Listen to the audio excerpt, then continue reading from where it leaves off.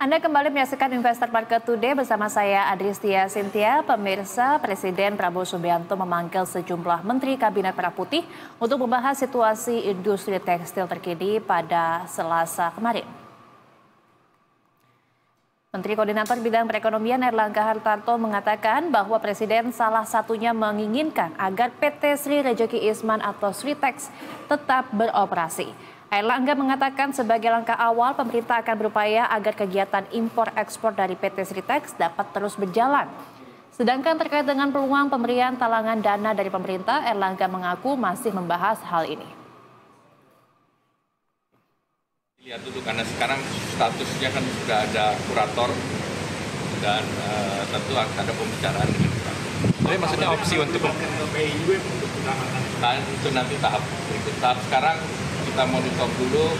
Yang pertama Bea Cukai sudah menyetujui bahwa import ekspornya bisa terus berjalan dan ini dulu pernah dilakukan di kawasan berikat di daerah Jawa Barat. Jadi akan diberlakukan sama sehingga import ekspornya terus berjalan sehingga kondisi perusahaan tidak terhenti.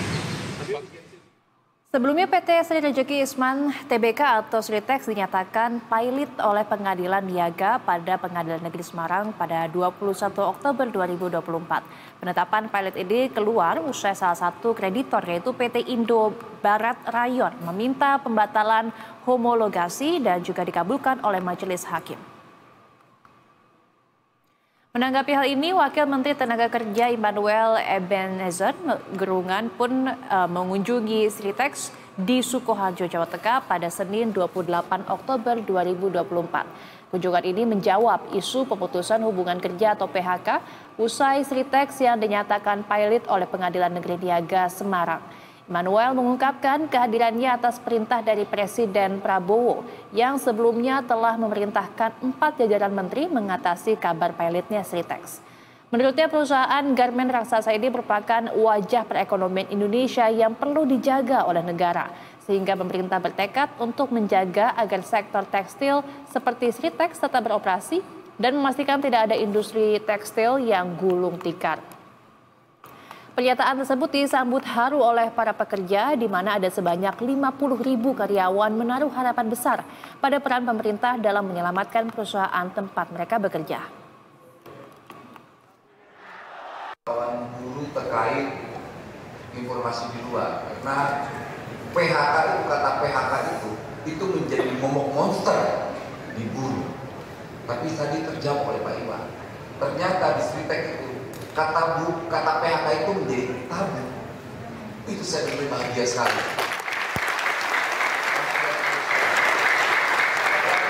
Saya hormat sekali dengan Bapak karena kita butuh pengusaha yang patriotik, bukan pengusaha yang hanya mencari cuan dengan mengeksploitasi buruhnya.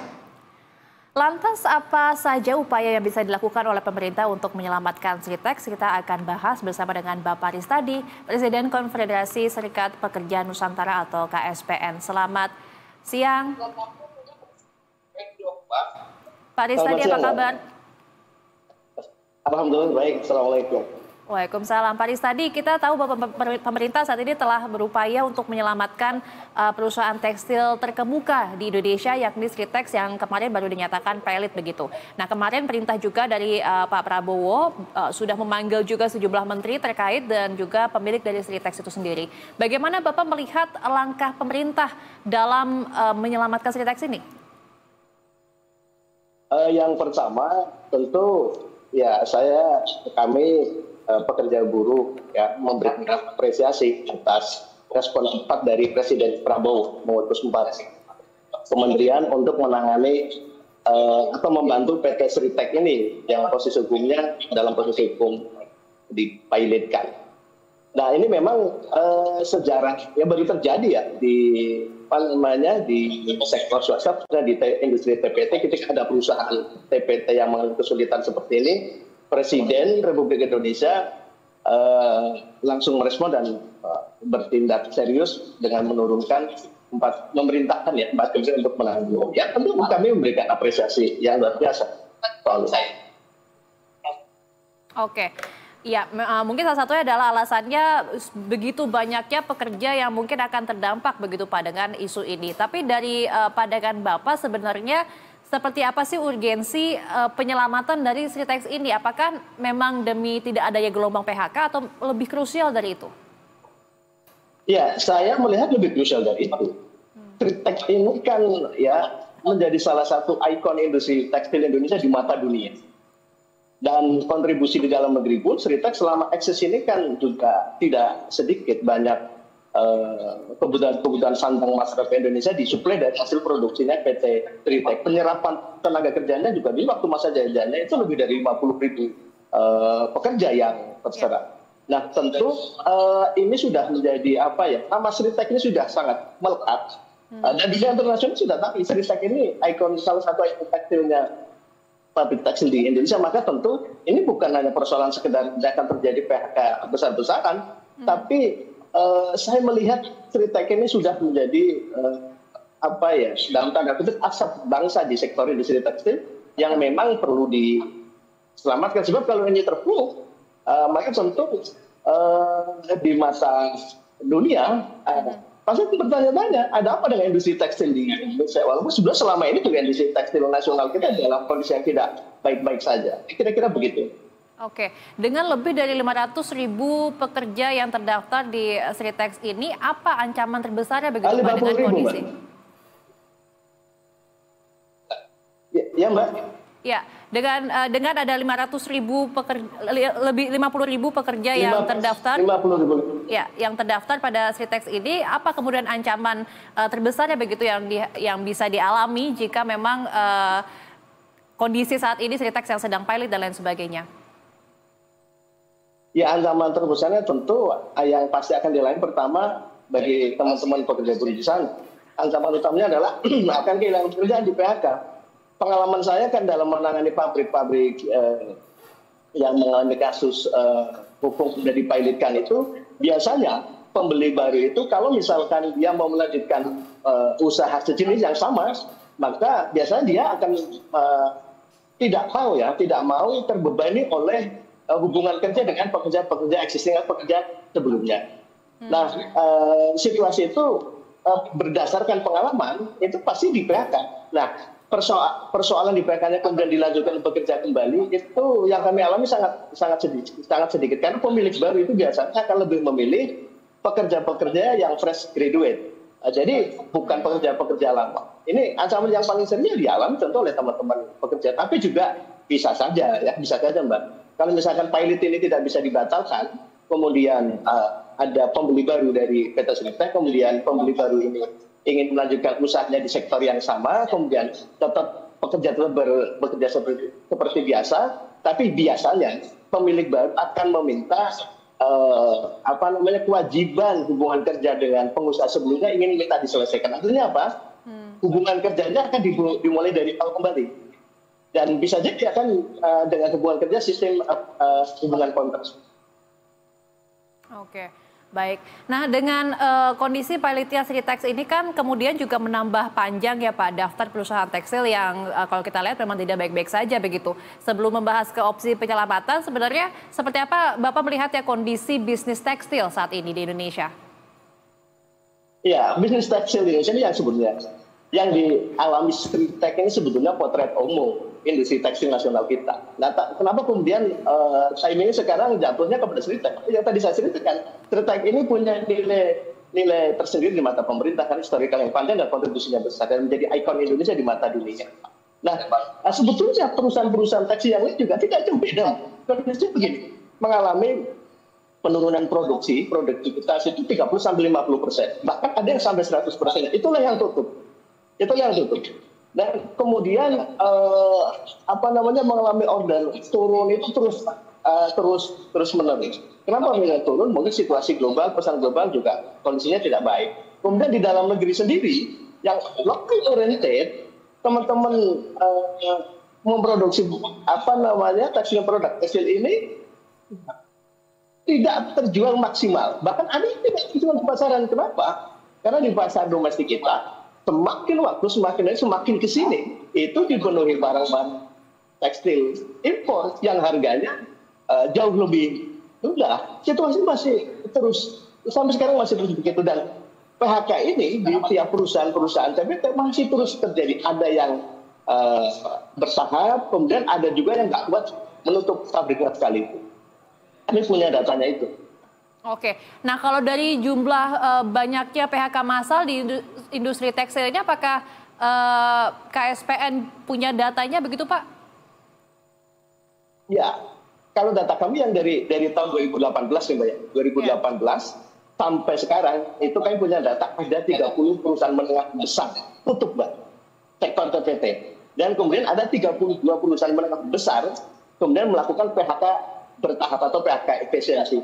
Nah, kalau yang periode Januari 2024 ini sampai dengan Oktober ini, kami punya data itu ada 7 perusahaan menengah besar yang tutup. Dan kemudian ada 11 perusahaan yang melakukan PHK secara bertahap. Tahun ini saja kurang lebih akumulasi jumlah pekerjaannya, data kami saja ya, anggota kami itu 15.415 pekerja yang ter-PHK. Dan ini masih terus berlangsung. Oke, nah kondisi jatuhnya industri tekstil Indonesia ini sudah terjadi sejak kapan begitu Pak? Kalau bisa diceritakan. Sebetulnya ini terjadi sudah 10 tahun terakhir ini sudah terjadi. Cuman puncak gunung es akan terjadi pada 3 tahun terakhir ini ketika COVID melanda dunia, termasuk dampaknya juga ke kita. Nah, 10 tahun terakhir ini kan barang-barang impor ini kan semakin waktu masuk ke seolah-olah ya tidak terkendali, terutama barang-barang impor yang ilegal. Yang ilegal itu banyak masuk ke kita, sehingga kemudian ini menguasai pasar-pasar domestik kita, dan produk industri dalam negeri sektor TPT ini tidak bisa masuk dan tidak bisa bersaing karena kalah harga dengan barang-barang yang dari ini sudah berlangsung sudah 10 tahun terakhir ini. Oke, dan dampaknya begitu besar begitu Pak kepada para pekerja di Indonesia saat ini? Oh iya, yang terdata, yang data kami saja menyebutkan tadi dari 2018 ada 30-an pabrik tutup yang menang besar, kemudian 32 PHK efisiensi. Tahun ini saja ada berarti 7 pabrik tutup, 11 PHK efisiensi, dan yang 11 PHK efisiensi ini dalam masa-masa sekarat sebetulnya. Apakah dia mampu bertahan atau tidak ya? Nanti kita akan lihat perkembangan ke depan, dan juga bagaimana ini hadirnya pemerintah, hadirnya negara untuk menyelamatkan sektor industri tekstil dan produk tekstil nasional kita. Oke, nah tapi Bapak melihatnya ini penyebabnya kira-kira apa dari gambaran besar ya? Apakah memang ini keberlanjutan dari kondisi pandemi COVID yang melanda di seluruh dunia saat beberapa waktu lalu, ataukah ini memang seperti yang diberitakan ada maraknya masifnya impor besar-besaran ke dalam negeri? Iya, kalau soal dampak pandemi itu kan semua negara mengalaminya, dan kemudian berdampak juga menurunnya pesanan dari negara-negara lain. Tapi kan ada yang perlu digarisbawahi. Ceruk pasar dalam negeri kita itu sangat besar. 280 juta manusia. Masyarakat Indonesia ini semuanya butuh sandang, semuanya butuh baju, butuh pakaian. Nah, ini pasar yang besar. Nah, tapi ketika kemudian pasar yang besar ini disuplainya, diisinya oleh barang-barang dari luar negeri yang impor itu, maka ini menjadi masalah utama, Mbak. Masalah utama. Pabrik dalam negeri kita bisa produksi barang tapi nggak laku dijual. Masalahnya utamanya kan di situ. Sebelum misalkan ada masalah-masalah pendukung lainnya, misalkan soal inovasi, kemudian soal SDM, kemudian soal kebijakan pemerintah, soal pajak, soal energi, soal infrastruktur, itu kan soal susulan. Tapi paling utama adalah yang menjadi masalah utamanya industri tekstil kita. Itu hari ini dalam masa-masa yang sangat terpuruk, itu karena barang yang diproduksi nggak bisa dijual. Itu saja. Atau kemudian ada pabrik yang dia hanya menunggu pesanan dari buyer, tapi bayarnya itu kemudian tidak mau pesan ke pabrik-pabrik produsen dalam negeri kita. Oke, baik. Kita akan kemudian membahas lebih dalam terkait dengan opsi-opsi penyelamatan yang saat ini masih dikaji oleh pemerintah. Tapi usai jeda, Pak Riz tadi dan pemirsa, kami masih akan kembali usai jeda, tetap bersama kami di Investor Market Today. Terima kasih Anda masih bersama kami di Investor Market Today bersama saya Adrisa Cynthia. Pemirsa, kami masih terhubung bersama dengan Pak Ristadi, Presiden Konfederasi Serikat Pekerja Nusantara atau KSPN. Pak Ristadi, tadi kita sudah banyak bahas terkait dengan apa saja tantangan-tantangan yang saat ini dihadapi oleh industri tekstil di Indonesia saat ini. Lantas kita coba beralih ke opsi penyelamatan saat ini khususnya untuk Sritex di Indonesia. Pemerintah ini tengah mengkaji beberapa opsi penyelamatan Sritex, namun dari sisi KSPN sendiri, apakah ada pandangan opsi apa mungkin yang lebih tepat begitu yang bisa dilakukan oleh pemerintah? Ya, kalau lebih tepat ya kita saling urut rembuk saja. Yang gini, ada langkah taktis yang memang perlu dibutuhkan oleh Sritex saat ini. Kenapa saya bilang harus dibutuhkan cepat saat ini? Karena Sritex dalam posisi hukum dipilotkan. Ini yang harus segera diselesaikan. Nah, langkah taktis itu, kalau pemerintah mau serius, negara mau serius, ya ini tanpa kemudian bermaksud untuk mengistimewakan Sritex dan mengabaikan yang industri yang pabrik lain. Yang lainnya di Sritex juga perlu diselamatkan yang sama seperti halnya Sritex.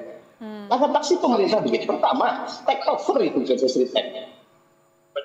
Selesaikan ya soal hutang kreditur ke Sritex, kemudian kelola lebih profesional, lebih hati-hati oleh tenaga yang lebih profesional, dan intervensi manajemen oleh pemerintah terkendali dengan baik oleh pemerintah, dan jadikan ini Sritex menjadi badan usaha milik negara. Dulu kita punya namanya industri sandang Nusantara, tapi kemudian hari ini terbang bahkan dipetik emaskan. Maka kemudian jadikan momentum kesulitan Sritex ini menjadi momentum kebangkitan bagaimana negara mempunyai badan usaha milik negara di sektor tekstil. Sritex ini besar yang tadi saya ceritakannya itu, dan saya mengamati teknologi industri tekstil dimiliki oleh Sritex Group ini sudah termasuk bagus dan tidak kalah saing dengan industri tekstil dunia. Karena saya kira ini cukup potensial dari sisi industri juga. Dari sisi bisnis saya kira juga sangat potensi untuk bisa menguntungkan ke depan. Yang kedua, bisa saja opsi yang kedua yang di sini bisa saja kemudian dengan melakukan galang atau di bailout.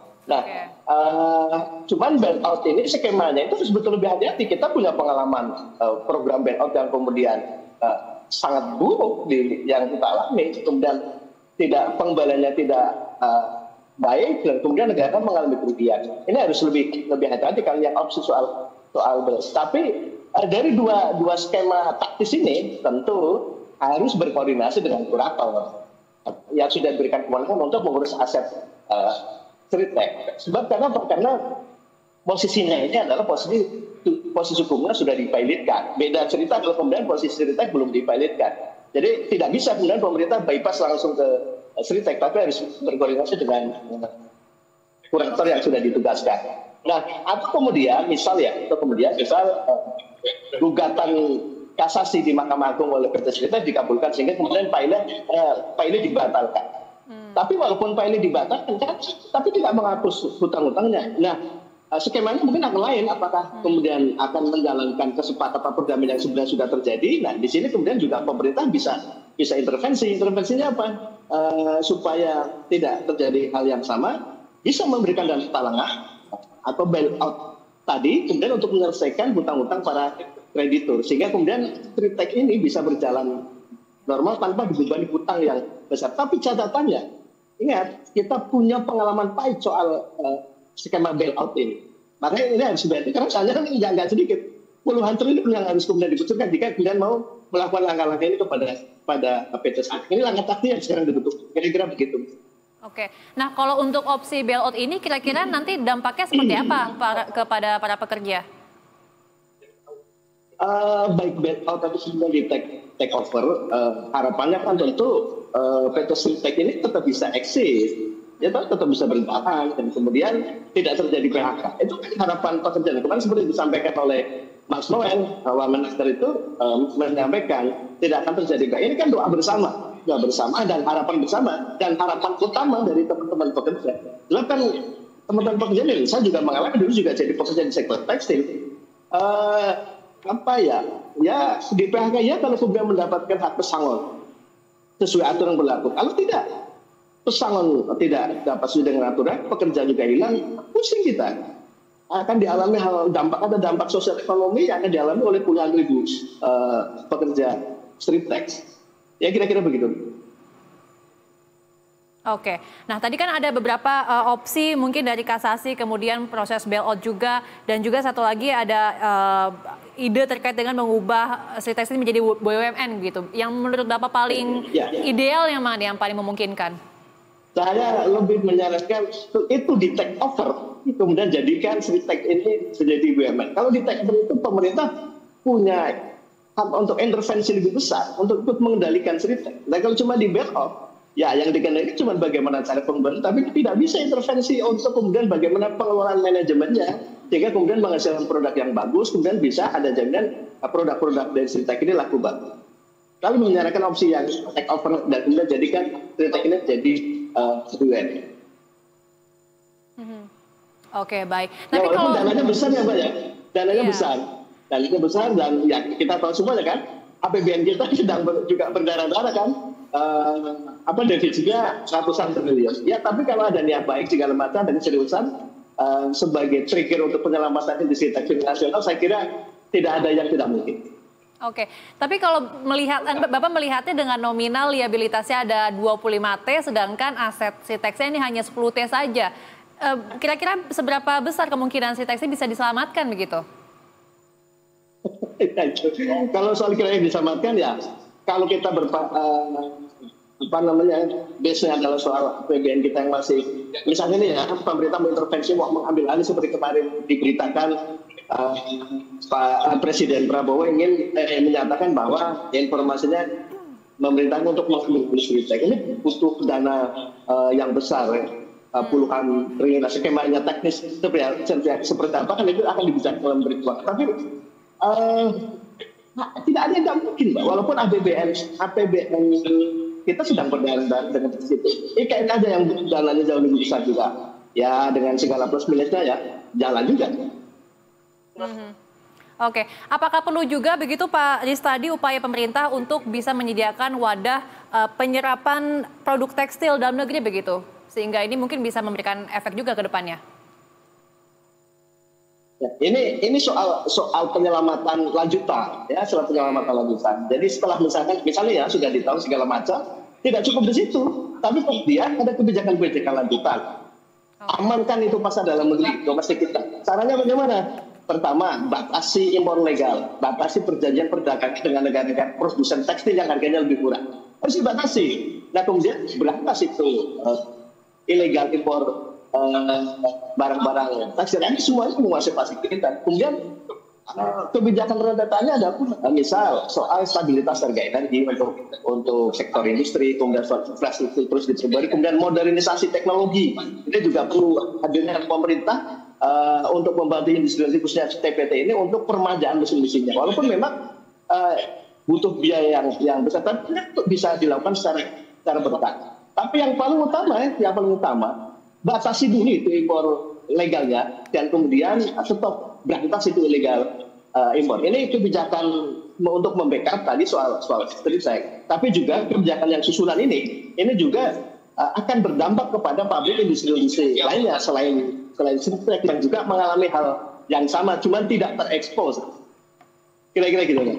Oke, nah kalau dari pengalaman Bapak mungkin dari KSPN melihatnya sejauh ini tantangan dari penyelamatan perusahaan yang pilot ini seperti apa sih Pak yang saat ini dialami oleh Striptex begitu? Apa saja tantangan yang bisa dihadapi?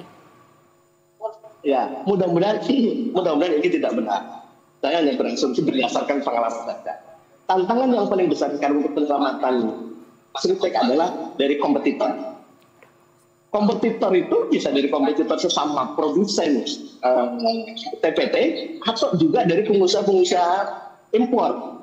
Kenapa pengusaha sebutkan pengusaha impor? Karena dengan jatuhnya kondisi Striptex mereka akan bisa lebih leluasa untuk memberikan alasan kepada pemerintah bahwa masyarakat kita kekurangan sandang dengan jatuhnya PT Striptex.